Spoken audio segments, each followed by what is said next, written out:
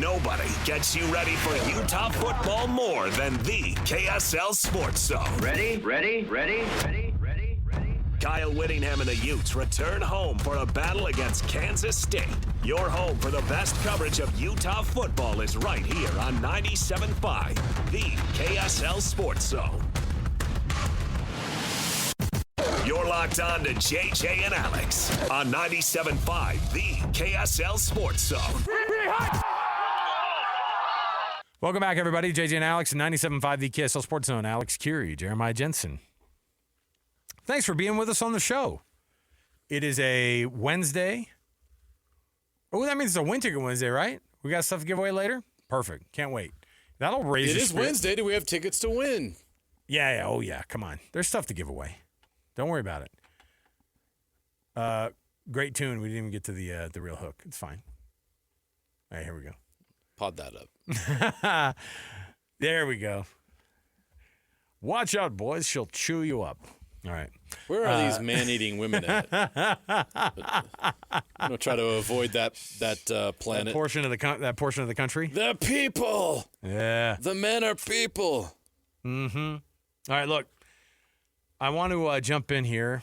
Bill Bender, of course, who joins the program periodically on our show, jumping on the show here with us. He, of course, writes for Sporting News, and boy, as things get as the picture of the college football playoff takes a little bit more focus every week, it also seems to be a little bit more blurry at the same time. At least at the very least, we're getting an idea. And out west, we start to make the assumption of we're starting to see how the college football playoff committee is setting it up to where nobody in the Big 12 is going to get any respect. Is it that way, or is it just that the football teams in the Big 10 and the SEC are that much better across the country? Joining us on the program right now, he's Bill Bender. That's where we're going to kick things off here with The Cut, top of the hour. Let's do it. It's time for the biggest story of the day. This is what made the cut with JJ and Alex on 97.5, the KSL Sports Zone. Doug Smith brings you this portion of the show. Doug Smith, of course, dealerships in American Fork, Spanish Fork, and in Linden for all of your needs.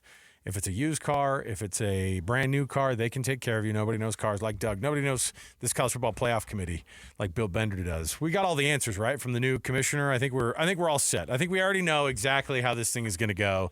How did the new commissioner do, by the way, this week? Yurchek was put into a weird spot, and good for him for stepping in and answering the questions. But it's got a new face this week, and I guess it's business as usual, right? Yeah, well, let's be clear. Whoever's that commissioner, we're all going to say what he said was ridiculous, no matter who it is. Right? Like, that's how that works. I love it. I get on those, and then I read the transcripts if I'm not on the call, and I can read into that. You know, like there's certain arguments that people were going to argue.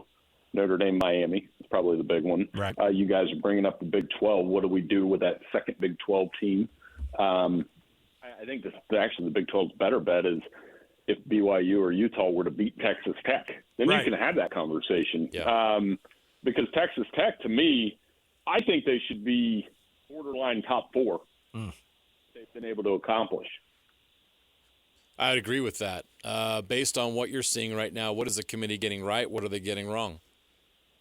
I think they got one right. I'm in the Ohio Central Ohio bubble, but I mean, we can quibble at Ohio State who they've played, but they just haven't been challenged.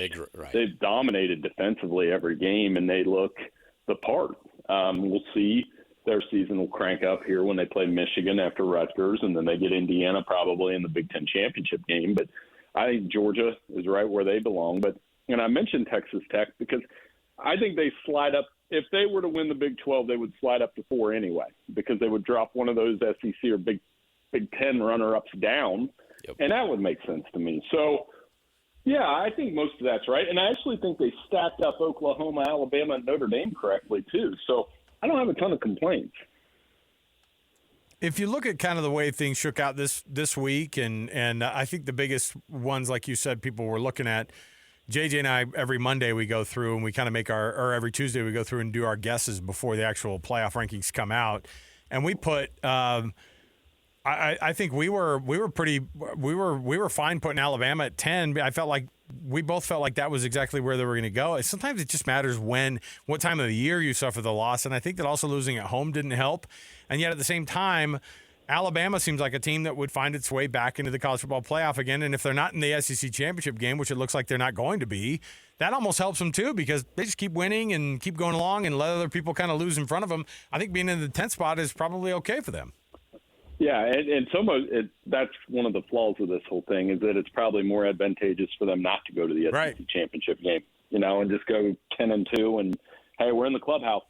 Kind of like Georgia right now in the SEC race. It's better to be 7-1 and in there, and you can sit back and watch Texas and Texas A&M, and you can watch the Egg Bowl and all the Lane Kiffin drama. But they're playing Charlotte and Georgia Tech, so they're in good shape as well. That's part of it. And then, like I said, the only other thing I would say that maybe I missed earlier, I would have put James Madison in the top 25. I'm okay with that, but I understand that those American Conference teams have kind of switched rules every week. I think it's the fourth different American Conference championship we've had this season. It's kind of wild to watch which of the G6 teams are going to get love week to week, and somebody's going to find their way in. So that's part of it. I did see somebody make an argument that said, "Why are we inviting those guys to this party anyway? Is there an argument to just not have a G6 team who's not even close to the top 15 or top 12 rankings to even be a part of this?" I'm worried about that long term. I'm not worried about it. I mean, I think it could become a thing long term. I mean, last year was different. You had Boise State had the Heisman runner-up, right, an incredible running back, and they were in a close game in the fourth quarter. I think on any given year, I saw a projected line, if Texas Tech were to play James Madison, for example, it would be a 24-point spread. Oof, wow. What's that spread going to be if they play Tulane? Probably similar, although Tulane has at least played some teams tough in the Power Four and beaten a couple of those teams. So, I'm not the biggest fan of that personally, but I'm also a grad of a MAC school, and the dream would be if you said Ohio University was in the first round of the playoff and was a 31-point underdog against Georgia or Tennessee, I would say I'm in anyway because my school's in the playoff, and I think that's part of it. Looking at the rankings, and you look at the 2-loss teams, because it's going to be interesting to see which of those teams stay at 2 losses or drop or whatever. There could be some chaos, but also unlikely based on opponents. But you look at Notre Dame, and they're the second highest ranked 2-loss team. Oklahoma leaped them, and for good reason. I think everybody understands that. But do you think Notre Dame has the best case among those 2-loss teams? Do they deserve to be in that position, especially ahead of Alabama, ahead of a Miami team that they lost to head-to-head? Well, I think Notre Dame is fine where they're at. And, it's some of it. I hate the term eye test, and I hate to use it on your show, but, man, they look good. They've looked good since those 2 losses. They've played really well. They're running the ball effectively. Their defense is good. I do think why the argument with Miami is going to get so heated is the Hurricanes won. They beat them. And the Hurricanes aren't going to have this, obvious path to the ACC championship game. Yeah. I don't think they can get in unless they need they're the one that needs the chaos to happen. Because if Miami were able to get to the ACC championship game, I think they could take the debate off the table. But, the head-to-head has to matter. And, Miami's losses aren't terrible. They lost to a Louisville team where they played really bad. They lost to SMU because of the turnover. I would argue Notre Dame's losses are better. They opened the season at Miami. It was a tight game, and no they lose to A&M by 1 point. So I think that's one of the advantages the Irish have. And let's be real, they're not leaving a 10-2 Notre Dame team out of the playoff. Well, we've always hoped that they would, but those 2 losses. It really does matter too. That's the other flaw I think of this system is that you get dinged on when in the calendar you lose the games that you lose. Yeah, I've never liked that either. And you're exactly right. That's always been college football. If you're going to lose, you might as well lose in September. You can pass off any number of excuses because we all have short-term memories. But I think what you said with Alabama really resonates with me because I was like, yeah, they lost the game. If they lose that game home on September 9th up here at Blade, their offense wasn't there yet. They were just struggling to run the football. But it's November, and they're struggling with turnovers and running the football in that loss. So it definitely has more impact. Certainly has some impact on that SEC race. But, there are flaws in this thing. That's one of them. I'm still excited about the next couple of weeks. I think this weekend's not over the top on the schedule, but rivalry week is going to have a lot of nice wrinkles to it, and I can't wait to see it. Yeah, it's going to be fun. BYU is an interesting case. After losing to Texas Tech, they were as high as 6, but dropped 6 spots after that loss. And I know they got beat pretty good there, but that's their only losses to a top 5 team. Do you think BYU was dropped too far? What do you make of their case? Probably a little bit, and I think they can play their way back in, obviously, if they take care of business in Cincinnati this weekend. As somebody in the Eastern time zone, I did not appreciate Sonny Dykes calling timeouts and running the football at 2:30 my time. I was ready. I was ready for bed, but as what I do is you stay up until the last team in playoff contention is done, and so I stayed up and watched. But BYU did bounce back in a big way in that game. They were very physical, ran the football well, and we'll see if they can do that against Cincinnati this weekend. But they're really, unfortunately, I don't think 11-1 BYU or they're going to have to win the Big 12. I don't think a 11-2 BYU team that loses the Big 12 championship game would get in the playoff, and that's unfortunate because they're a tough team. Yeah, and everybody says, "Oh, that was such a bad loss against Texas Tech." Was there some version of like them going to overtime or making it a one-score game where people look and they go, "No, that's a way better team on a neutral surface"? Well, yeah, and then you look at Utah and their case, which is they're crushing people right now, they're putting up a ton of points. Their offense has been amazing the last 3 weeks, and I know they're blocked off on some level because of those head-to-head losses. But if they got a little bit of chaos and got in, a little bit more interesting team to me, because I wonder what a Utah-Texas Tech rematch would look like. I know what the score was the first time, but I watched that game all the way through, and it was a game in the first half, and then a couple things happened there in the second half. Utah had some turnovers and mistakes.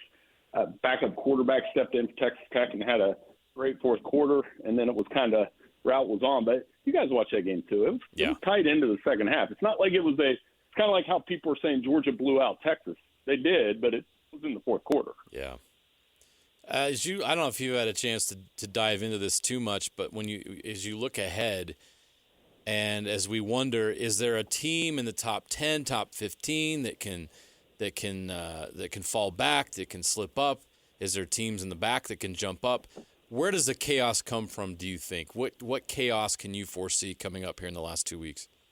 Well, if USC beats Oregon, that's one. I mean, that would the Trojans could make a run here. They'd get to 10-2 and be that fourth Big Ten team, and they could argue, hey, we lost to Illinois by 1, and we lost to Notre Dame on the road in the wet, rain, gross weather, and that was a game into the fourth quarter. I think they're one team to watch, and then vice versa, Oregon. What if they lose to USC and lose to Washington? Not out of the question. But right. I do think the Ducks have played well enough last week in particular that won't happen to them, but they're one team to watch. And I know, again, in the Central Ohio bubble, I had this big, long discussion today, and I said, Michigan beat Ohio State last year, and Michigan was much worse than they are this year. And it's in Ann Arbor, and you never know with the weather.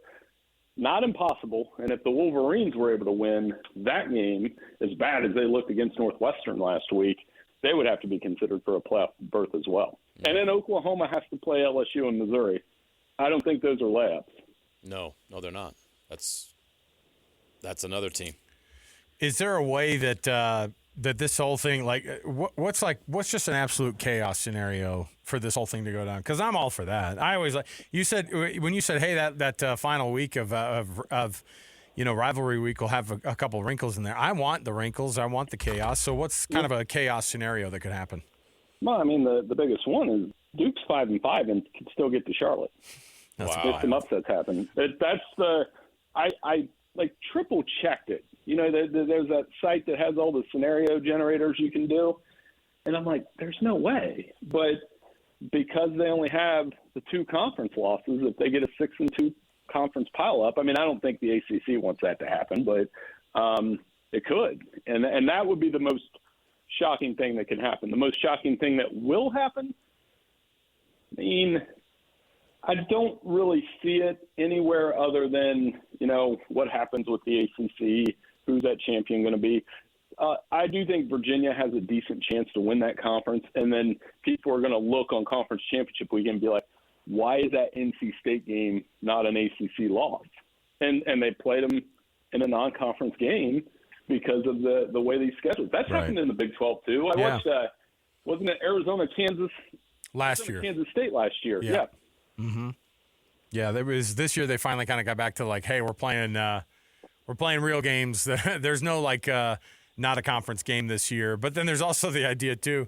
I was talking about this with somebody because the Alamo Bowl could feature BYU and Utah because of Utah's Pac-12, ability that they have to face one another. And here locally, that would just send both fan bases into a massive no. But ESPN will go, yes, absolutely. Right. So I don't know. There's a lot of chaos that can happen, but it's also one of those things too where, we've also had this discussion here locally that Brett Yormark of the Big 12 is not putting that Utah BYU game on the last game of the season where it's kind of historically been when they've been in the same conference. And this is the kind of year where you go, oh my goodness, that would be so much fun to have this game last game of the year.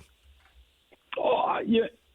The same conversations go on up here about Ohio State and Michigan, and I think that will come to a head the first time that they actually do have to play each other in a Big Ten championship game, because I just don't know. And you guys are close to it there, obviously. Can you foresee having those emotions for 2 straight weeks with those 2 programs? I've watched enough Utah BYU games that I can feel it through the television. Oh yeah. I don't know if you guys could handle it either. So it might be a bit much. I actually like that they – yeah, I think it would be fun to see them play in a conference championship game, and that's why I don't mind that they have that game where they are. With Ohio State and Michigan, as crazy as it sounds, in this 18-team league, I think it's going to be tough for that to happen. But the first time it does, just knowing those fan bases, they'll go through the very same thing you're talking about. Man. It's like suddenly the best, biggest, and most important game in history also gets to oh man, we're burned out on that, man. I can't feel those Fox feelings again. Oh yeah, again the TV ratings though. The rest of us go, give me round 2. It'd be great for but them. we also know that feeling as well of those teams having to face one another again would be wild. But Bill. So many things that we have to consider here in the world of college football, and I know that we have a lot to get to. I know JJ still has a question. We've been talking a lot about the playoff and the chaos and everything. There's another thing that I think is interesting is the Heisman race.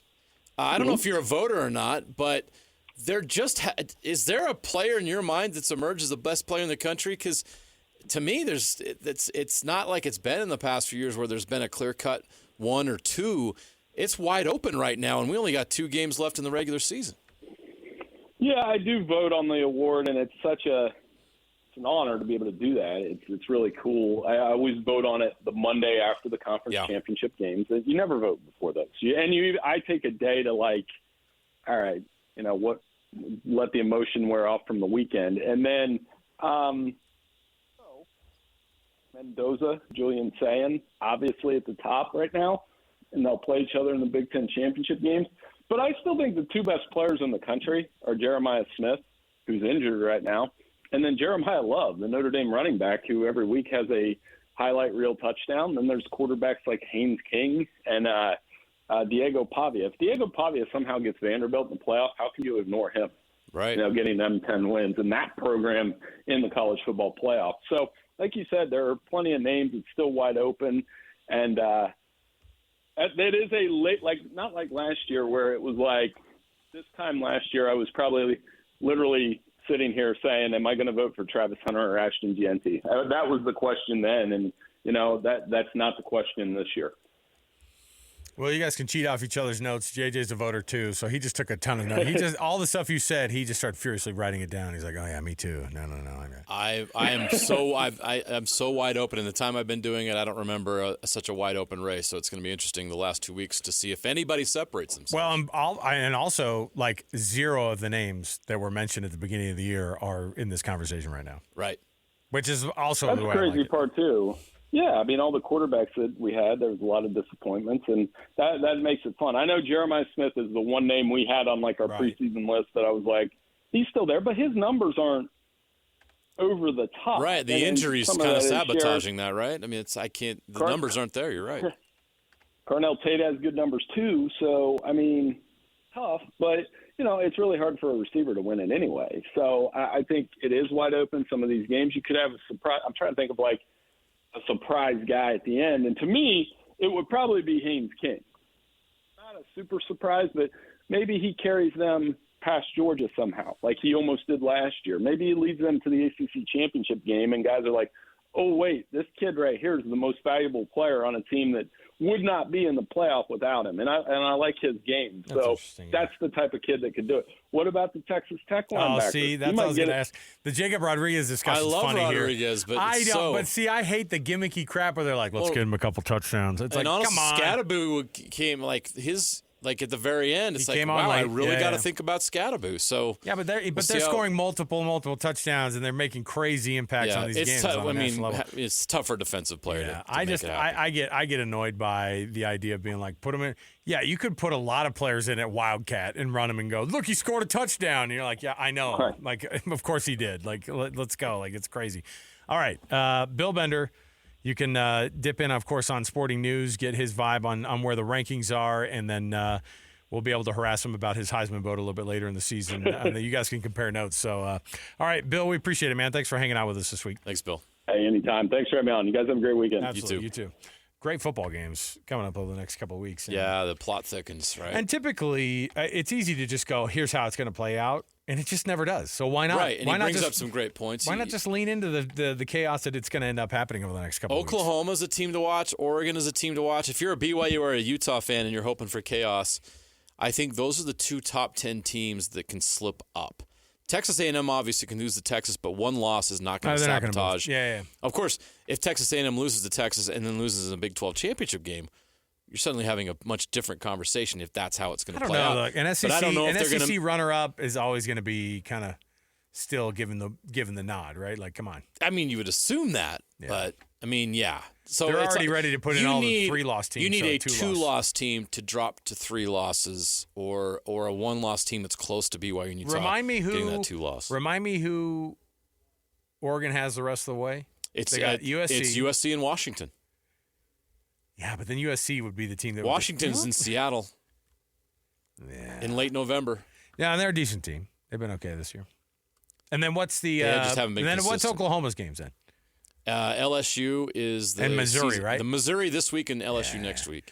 Hey, he's right. Missouri's a good football team. LSU has talent.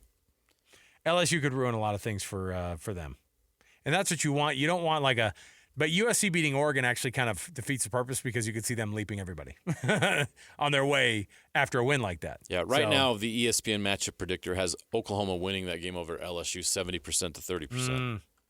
Yeah. All right. We'll take a break. We'll come back. Tons more to talk about, by the way. We're just getting started here. So let's get back into it again. We'll come right back. We've got more to chat about. We've got some tickets to give away on a Win Ticket Wednesday, so don't miss any of that. Plus, we're going to talk some Utah Jazz. Jazz Daily coming up next right here, 97.5 VKSL Sports Zone. What time is it? Your exclusive home of Utah Jazz basketball is right here on 97.5, the KSL Sports Zone.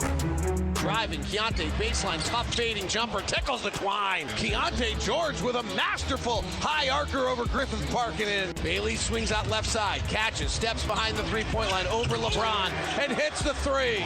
Ace Bailey over, I'm certain, his childhood hero, because every kid's growing up's childhood guy was LeBron. Lob inside to LeBron, he gooses the layup, gets his own rebound on the weak side. Now drives, kicks to LaRavia, right side three, good, and LeBron's got 12 assists. You're locked into JJ and Alex on 97.5, the KSL Sports Zone. All right, everybody, welcome back. JJ and Alex, 97.5, the KSL Sports Zone. Can nominate the youth sports volunteer that you know for the Hercules Hero of the Week award. Submit that nomination at kslsports.com/contest. And then every Thursday, we read those winners off, and it celebrates the efforts of those volunteers who do an awesome job in their neighborhoods, being the Hercules Hero of the Week. Brought to you by Hercules First Federal Credit Union and Beehive Meals. They get prizes from both, so there you go. JJ, I know the storyline wasn't supposed to ever be yesterday that the upstart Utah Jazz ruined LeBron's return. Yeah, that wouldn't fit the narrative. That wouldn't work. No, but we've seen this before. This Jazz team putting together 3 quarters of basketball, and it tends to be that third quarter that they kind of trip over themselves on. Yeah, right? The And third quarter's been a problem. Same case. They came out flat from halftime yesterday, and really the Lakers came out and responded, made some adjustments, and we talked about LeBron. Is there an ability for LeBron? Because I don't want this to be a full LeBron talk situation, but pretty hard to avoid the fact that, I mean, you and I were talking about this yesterday. What is the new version of a 41-year-old LeBron who's going to be in the league for however long he's going to be in the league? And what does that look like going forward from a usage rate standpoint? Luka like 40.5% on the usage rate. Austin Reeves at like 23.5%. And then LeBron was 13. Now he's going to be working his way back into the lineup. Not slowly, but I mean, I'm just saying, like, I don't think he's seen, the massive amount of minutes I think he's going to see.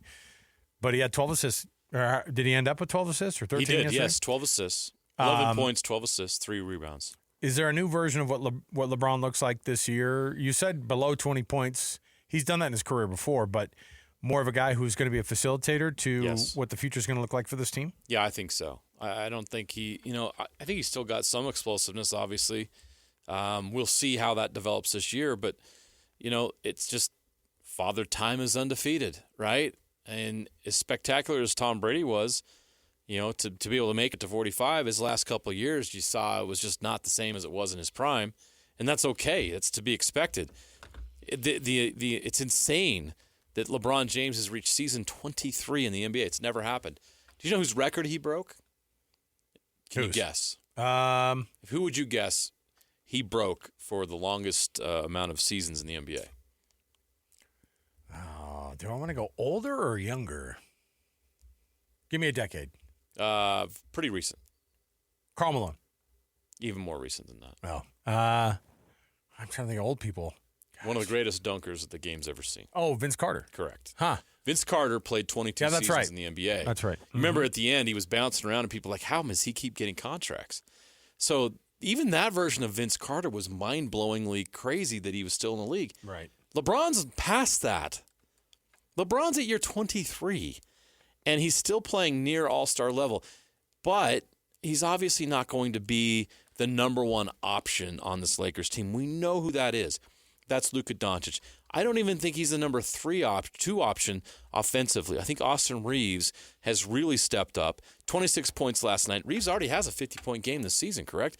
So LeBron is going to be playing more of a facilitator role, and I don't think you're going to see him be as dynamic athletically as he's been in the past, which is obviously is going to make it so he's going to be less aggressive going to the rim, which is going to reduce the amount of trips he makes to the free throw line.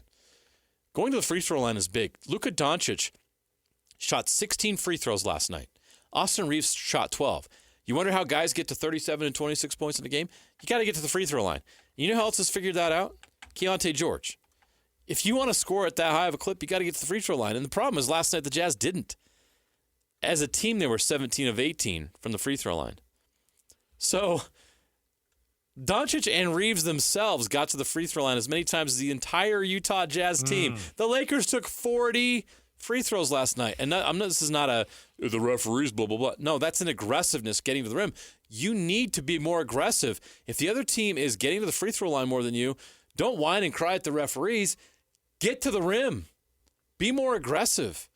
And you're going to get rewarded for that. And you got to be tough to do that. And usually that's young people, young players in the league that are going to do that more often. And LeBron's not going to do that as much anymore. He shot 4 free throws last night.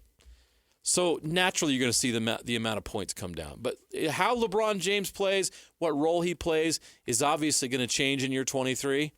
But there's going to be some nights where he turns on old LeBron James, I guarantee it. It just wasn't last night. This Utah Jazz team, of course, comes out, and despite the fact that they give up 140, defense isn't a problem this year. Walker Kessler's not playing. And JJ, come on. The Jazz are going to have to shoot insanely good in order to win games. Look, 140 is the new 117. 29% from 3 last night for the Jazz. 13 of 45. What were the points last night? Keontae had 34? 4. Markkanen, 31, still right at that 30-point average. So is it? And only 3 other players scored in double figures. We talked about this at the very top of the show, too, like just briefly before we got started, because it's just impressive that those 2 guys are doing what they're doing. You got to be excited about some of these new names coming up, obviously. Are these names that aren't just going to be used for the possibility of using as trade bait into the future, but actually part of that starting 5 that could change the future of this franchise? I think Lowry and Keontae and Ace. I don't think the other guys are here for long term, if that's what you're asking. Well, Walker probably stays too. Well, yeah, obviously he's out right now, so I didn't think of him. But I think that your future starting lineup is this: Lowry, Markkanen, Walker, Kessler, Ace Bailey, whoever they draft in the 2026 NBA draft, and Keontae George. And I think those are your 5. And then with what's left of the rotation, you still have picks moving forward, and you still have some of these guys like Isaiah Collier, I think, is really turned things up since he came into the lineup this year off of the injury. Since he's been in the rotation, he's been really good. 9.6 assists last night. Bryce Sensabaugh, I think, is, he didn't have the night that he would hope, 1 of 6 from 3 in 17 minutes, but that's a guy that you can count on, kind of a 6-man role. The jury's still out on Cody Williams. The jury's still out on Taylor Hendricks. Where does Walter Clayton Jr. fit into the mix in the future? I think all those guys are going to have to be battling future picks for those rotation spots, and some of those guys could be used in trades to either acquire more picks or to find a veteran player. And don't forget that the Jazz have room under the cap right now to go out and get somebody next offseason as well in a trade or free agency. So there's a lot of movement there, but I think if you're looking at the future, and that's a pretty bright future, if you have Lowry Markkanen, Walker Kessler, Ace Bailey, Keontae George, and then that mystery 2026 NBA draft pick, AJ Devonsa, then you're in business. And then you've got a nucleus. You got a lot of young contracts on that team, so you're going to have roster flexibility to go out and do what some of these other teams, like the Spurs did that. Once they got Wembanyama, okay, now we can go get De'Aaron Fox. Now we can go get Harrison Barnes. Now we can go make some moves. And they still had picks to go get the young players like Stephon Castle and the point guard they took this year in the draft, Dylan Harper. So that's how you build a contender moving forward. You got to go find your cornerstone centerpiece guy. Is that Ace Bailey? Is that Keontae George? Or is that the 2026 pick? Is it Lowry Markkanen? I don't know. They'll have to determine that. Let's take a break. We'll come back. We've got our top 10 coming up around the corner. Don't want to miss it. Much more on the program. Stay right here, 97.5 KSL Sports Zone. It's another battle for the Aggies, and the KSL Sports Zone has it covered. The Aggies head to California for a chance to get bowl eligible against Fresno State. Your home for all the play-by-play coverage of Aggie football is right here on 97.5, the KSL Sports Zone. You're locked on to JJ and Alex on 97.5, the KSL Sports Zone. Welcome back, everybody. JJ and Alex, 97.5, the KSL Sports Zone. Thanks for being with us on a Wednesday. It's a Win Ticket Wednesday. You know what that means? JJ, I got some tickets to give away. Good. No biggie. Just a family 4-pack of tickets for the Jazz versus the Lakers this Sunday, 11/23. That's November 23rd of 2025 at Delta Center. Family 4-pack of tickets for the Utah Jazz against the Lakers. Not bad. 801-575-ZONE. That's 801-575-ZONE. Be calling number 12 right now. 801-575-9663. Does load management hit LeBron already? For sure. All season long. By that Sunday game? No doubt. He's like, these are the markets I will not be playing in. I'd be shocked if we see him in Salt Lake City. No way. You are being too negative. I bet he plays 25% of the road games max. What? And most of them will be New York, Miami. Cleveland. The one game in Cleveland, Probably. he'll go to that one. Yeah. Okay. Well, I don't like your negativity, but I also see it happening. Hey, by the way, did you see some good news by way of, well, it's coming up at the end of this hour. Could use some good news. Well, I was just going to say that one of the things that came across the wire today, and I just thought it was in our best, but I'll bring it up right now for our top 10. Major League Baseball has reached a deal to watch for us to be watching Major League Baseball on NBC. I love it.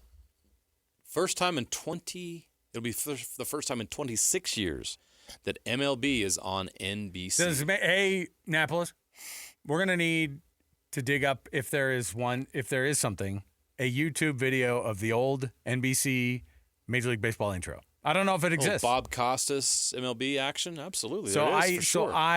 Here's the thing about that, though. That's a big deal. That's awesome. I don't know what it would do for us. I just love it. We know what's coming in 5 years. Well, that's what I was going to ask you. Does this actually affect that? Like where they go, hey, look, Salt Lake City's watching Major League Baseball. So turn on your hey, at the very least, just keep your TVs on during NBC baseball, during Major League Baseball and NBC, so that we can prove to Major League Baseball that we're watching baseball, man. All right, Whatever we have to do to bring that team here to Utah. Right. So I've got in front of me for our top 10. Annapolis, get ready to hit the old 60-second button too here. I'm making him do all sorts of things. He's trying to get the winner on these things too. I've got in front of me the top 10 U.S. markets for World Series viewership. TV ratings. In the country? In the entire country. In the United States. States, this year's World Series viewing, top 10 markets on TV ratings. Ready? Here we go. On your mark. Get set. Go. L.A. Ding. San Diego. Ding. San Francisco. Toronto. Detroit. Seattle. Wait. Did you say Seattle? I did. Ding. Detroit. St. Louis. Ding. Chicago. New York. Wow. Yeah, they felt disrespected. They're out. Ooh, Miami. Okay, Atlanta. Okay. Where else would I go here? Dallas. Philadelphia. Houston. Phoenix. That's laughable, by the way. No Cleveland or Cincinnati in there. Hold on. Milwaukee. Minnesota. Wait, Milwaukee? Yeah. Ding. All right. Yeah, man. Minnesota. Minneapolis. Ding. People there watch a lot of TV. Do. We already did Chicago. How about Indianapolis? I don't know why. I'm running out of markets here. Boston. Oh. Dang. Time's up. You did pretty good. Nashville? I mean, we're running out of markets. You're gonna I want you to listen up. What big one did I miss? So you got LA, you got San Diego. Those are right off the bat. Yeah. Why did you think San Diego? Because they're all kind of part of that same. Well, because a lot of people down there watch baseball. They watch the Los Angeles team. And there's a lot of Dodger fans in San Diego. Yeah. Seattle was third. Okay. These are for ratings. Sure. So St. Louis fourth, Milwaukee fifth. Yeah. Vegas sixth. Vegas? Now this is going to disappoint. I know why that's the case. This next one's going to This next one's going to disappoint. Okay, you. What? Portland 7. Oregon? Portland was Salt 7. Lake City. What are we doing? You better step up. What are we doing? Oregon. Portland was 7th in ratings for country. watching the World Series. Wow. That's not There's a lot of Mariners spillover there. I guess, but people were into the postseason in the Northwest. Yeah. I can't figure that one out other than people there are just so geeked about baseball coming to Portland and the great ownership group they have secured and the stadium that they have ready to build. Are they shovel ready in Portland? Are you shovel ready, Portland? I think they've already shipped the gondola. Hey, guess what? For it to be there. Utah's shovel ready. No. Oh, yeah. We're shovel ready. Oh, yeah. Buffalo 8, Sacramento 9. Buffalo because of Toronto. I should have guessed Buffalo. Buffalo 8, Sacramento 9. Oh, I should have said 2. Yeah, it is the U.S. TV market. Sacramento 9. Sacramento 9 and Minneapolis 10. Sacramento, I never would have guessed. So you missed Vegas, Portland, Another Buffalo. Threat, by the way. So the only ones you missed were Vegas, Portland, Buffalo, and Sacramento. No, so those I missed 4. You got 6 out of 10. 6 out of 10. That's pretty good. All right, we'll take a break. We'll come back. I just thought I thought it was a good wake up call for us. Yeah, we got to tune in. You got to start watching. Utah, you got to start watching baseball. Now that it's going to be Major League Baseball on Sunday NBC. night baseball during the summer. Awesome. Can't wait. That's great. Okay, we'll take the break. We'll come back. Kicking off next hour, we're going to jump in here. We've got lots to still talk about. Scott Springer covers Cincinnati football for the Cincinnati Enquirer. We're going to talk Bearcats BYU coming up next right here, 97.5 The KSL Sports Zone.